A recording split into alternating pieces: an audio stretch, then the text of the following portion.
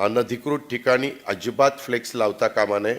आम्ही आता एक परिपत्रक काढलंय की असं जर कोणी लावलं बारामतीमध्ये अनधिकृत ठिकाणी तर ज्याचा मंडपवाले असतात ना त्यांच्याच ते काठ्यान बिठ्यान काय काय बांबू म्हणजे लावायला बांबू, दुसऱ्याला लावायला नाही, तिथं ते आपला बोर्ड उभा करण्याच्या करता, फ्लेक्स उभे करण्याच्या करता, तर ते ज्यांच्याकडनं आलं त्याच्यावरही केस करायची, ज्याने लावलं त्याच्यावरही केस करायची आणि बंदोबस्त करायचा.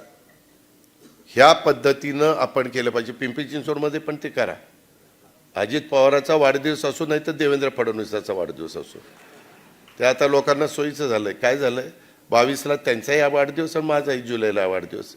एकीकडे देवेंद्र देवा भाऊ लावायचा आणि एकीकडे अजित दादा लावायचा. हार्दिक शुभेच्छा. आणि आमच्या 2 फोटोपेक्षा ज्याच्या शुभेच्छा आहे त्याचा फोटो ही एवढा मोठा. अरे वाढदिवस कुणाचा आहे रे, देवा भाऊचा आहे का अजित दादाचा का तुझा आहे?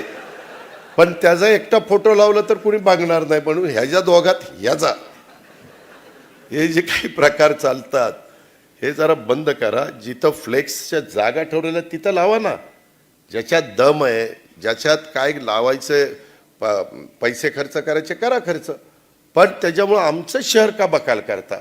काय होतं, बोर्ड असे साईडला लावले समोरनं दिसलं नाही ना तर कधी कधी ॲक्सिडेंट होतात कारण नसताना, आणि एकदम अट्रॅक्टिव्ह बोर्ड दिसला तर एखादा 2 व्हीलर किंवा 4 व्हीलरवाला देखील गडबडतो आणि तिकडं बघत असताना ॲक्सिडेंट होतो. ह्या गोष्टी फार बारकाईनं, मी मुद्दाम नाही सांगत, मी समाजाच्या भल्याकरता सांगतो.